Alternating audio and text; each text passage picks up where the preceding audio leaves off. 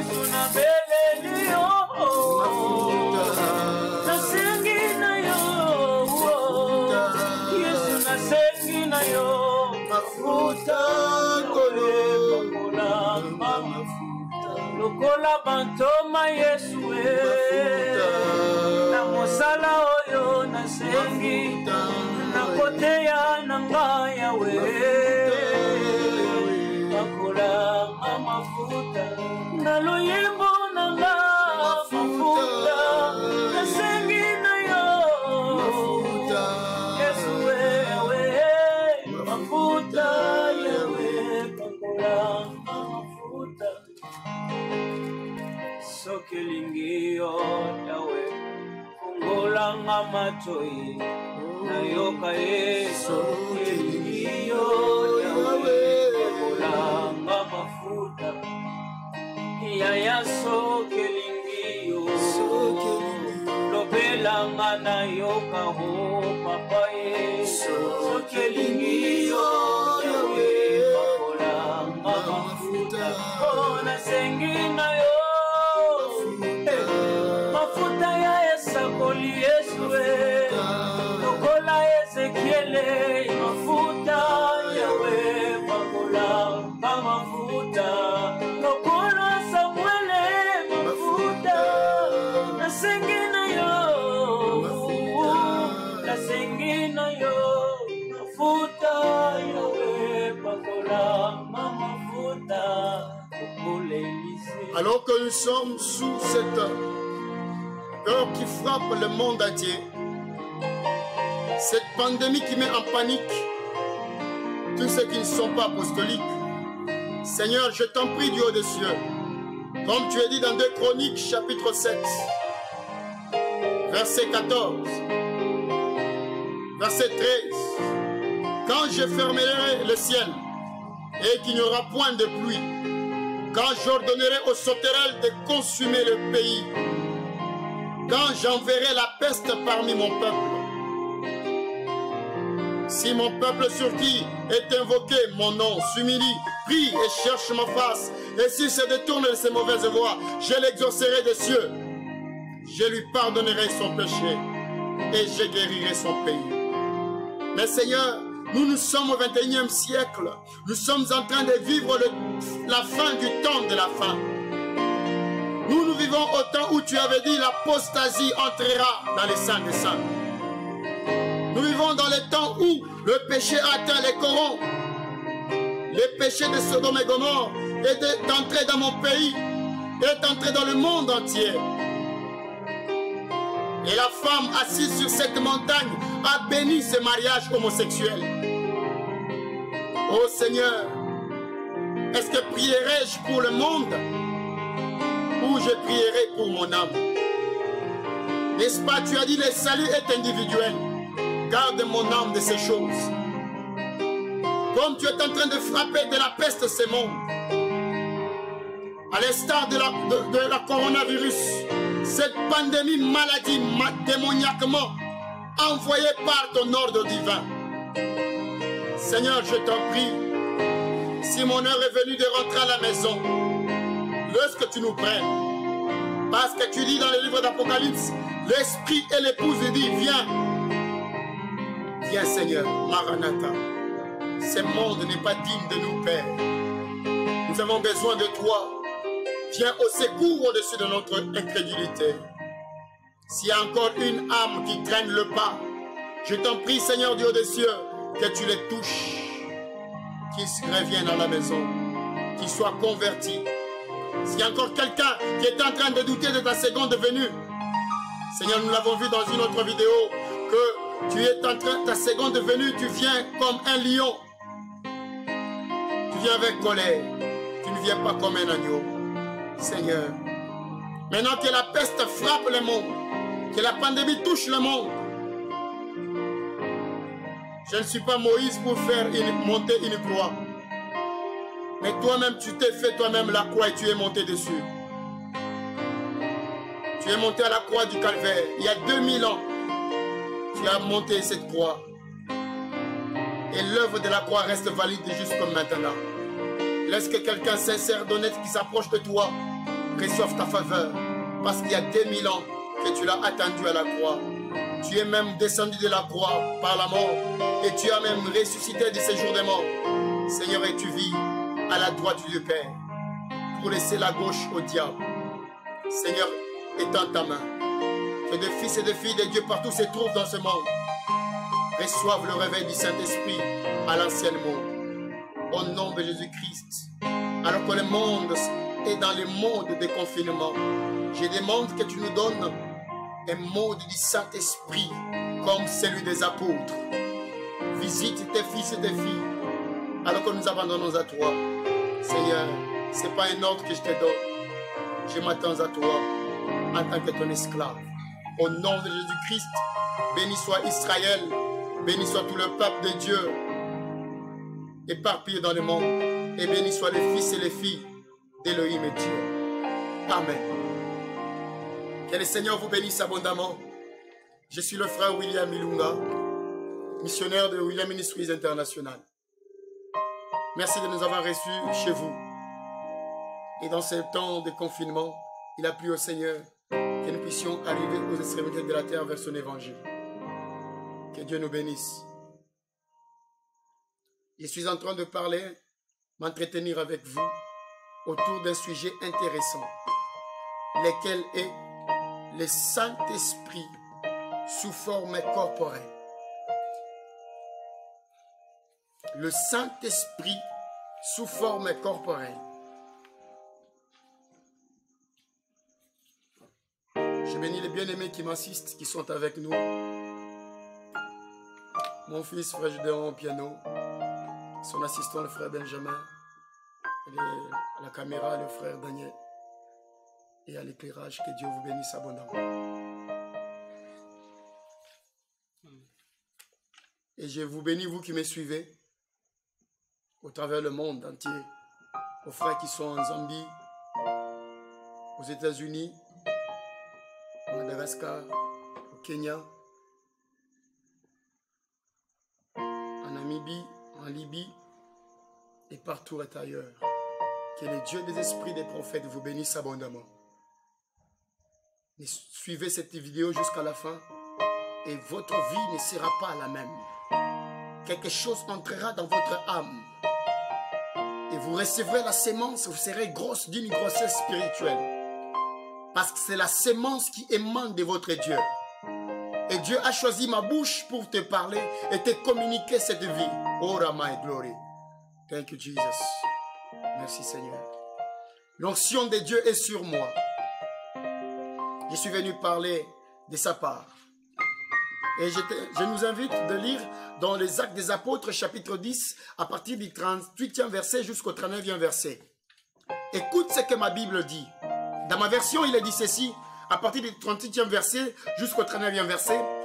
Vous savez comment Dieu a oint du Saint-Esprit et des forces Jésus-Christ de Nazareth, qui allait de lieu en lieu, faisant du bien et guérissant tous ceux qui étaient sous l'emprise du diable, car Dieu était avec lui. Nous savons, nous sommes témoins, voulais-je dire, de tout ce qu'il a fait dans le pays des Juifs et à Jérusalem. Ils l'ont tué en les pendant au bois. Dieu l'a ressuscité le 3e jour et il a permis qu'il apparaisse, non à tout le peuple, mais aux témoins choisis d'avance par Dieu, à nous qui avons mangé et bu avec lui après qu'il fut ressuscité des morts. Et Jésus nous a ordonné de prêcher au peuple et d'attester que celui qui a été établi par Dieu, juge de vivants et de morts. Tous les prophètes rendent de lui le témoignage que quiconque croit en lui reçoit par son nom le pardon des péchés. Quiconque croit en lui reçoit le pardon des péchés. Qui que vous soyez, quoi que vous fassiez, vous êtes un pécheur. Et le seul chemin pour obtenir le pardon, la dose unique pour n'importe quelle maladie, pour cette panique, c'est le nom de Jésus-Christ. j'insiste, le nom de Jésus-Christ. Dans ce programme, nous allons parler de plusieurs choses. Dans Actes chapitre 10, verset 38, vous savez comment Dieu a oint du Saint-Esprit et de force Jésus-Christ de Nazareth, qui allait de lieu en lieu, faisant du bien et guérissant tous ceux qui étaient sous l'emprise du diable, car Dieu était avec lui. Je suis en train de parler avec toi sur le Saint-Esprit sous forme corporelle. Comment Jésus-Christ a-t-il été oint? Quand tu lis avec moi, dans Luc, chapitre 3, verset 22. Ouvre ta Bible avec moi. Luc 3, 22. Il dit, écoute ce que Luc dit. C'était un médecin.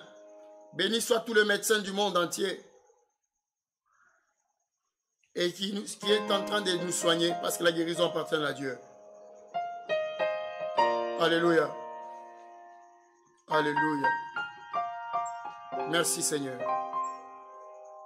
Merci Seigneur. Même si tu es malade, écoute cette vidéo jusqu'à la fin. Ta foi grandira. Et si tu crois au nom du Seigneur Jésus-Christ, tu seras guéri. Parce que même pendant cette pandémie, c'est seulement ceux qui regardent à la croix qui sont guéris. Alléluia. Alléluia. J'étais en train de lire de Luc. Lisons dans Luc chapitre 3 verset 22. Il dit,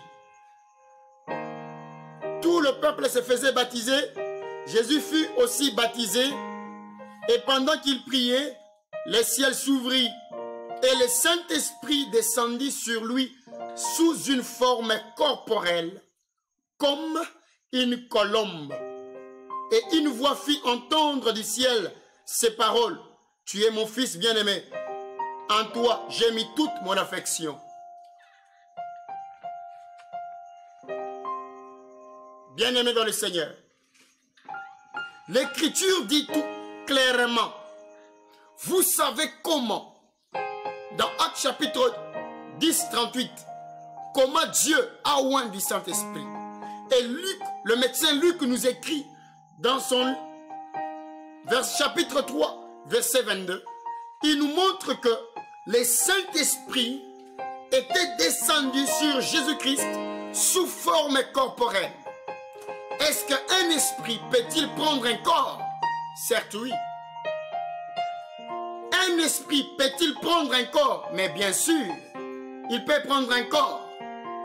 L'esprit dans un corps ou l'esprit qui prend un corps? Deux choses différentes. C'est l'esprit qui a pris la forme corporelle, qui est descendu sur la personne de notre Seigneur Jésus-Christ. Et après, il fut rempli du Saint-Esprit. Alléluia. Le Saint-Esprit sous forme corporelle. Pourquoi vous aujourd'hui, vous et moi, nous n'avons pas une vie comme celle des apôtres? Notre vie aujourd'hui est de loin, notre vie est de loin égale à la vie de nos pères apostoliques. Parce qu'ils ont reçu la foi de nos pères apostoliques. C'était une foi basée sur le Saint-Esprit sous forme corporelle. Ils ont été baptisés comme le Seigneur Jésus-Christ, sous forme corporelle de la colonne de feu. La Bible dit dans Actes chapitre 2 que ils étaient dans la chambre haute. Après que Jésus-Christ soit mort et ressuscité. Jésus est mort et il est ressuscité. Ils ont compté, Jésus est apparu pendant 40 jours. Mangeant, vivant, leur donnant des preuves qu'il n'était pas un esprit, mais c'était lui qui était revenu de ce jour de mort. De 40 jours et du jour de l'ascension. Il a fait 40 jours. Après, il est monté en ascension. Quand il est monté en ascension, il a recommandé à ses serviteurs d'entrer dans la chambre haute où ils l'ont attendu pendant 10 jours. Plus les 40 jours. Et les 10 jours qu'ils ont mis dans la chambre haute, dans Actes chapitre 2, où même Marie faisait partie de ces 120 personnes qui sont allées chercher le Saint-Esprit. Attendre le Saint-Esprit. Écoute très bien. Quand le Saint-Esprit est descendu dans la chambre haute, la Bible dit, il y eut un vent impétueux. Et la colonne de feu est entrée dans cette chambre. Et cette colonne de feu qui est entrée se subdivisa sous forme de languechettes de feu, se reposa sur chacun d'eux. Alléluia. C'était le Saint-Esprit sous forme corporelle, sous forme visible. Et tout œil a vu.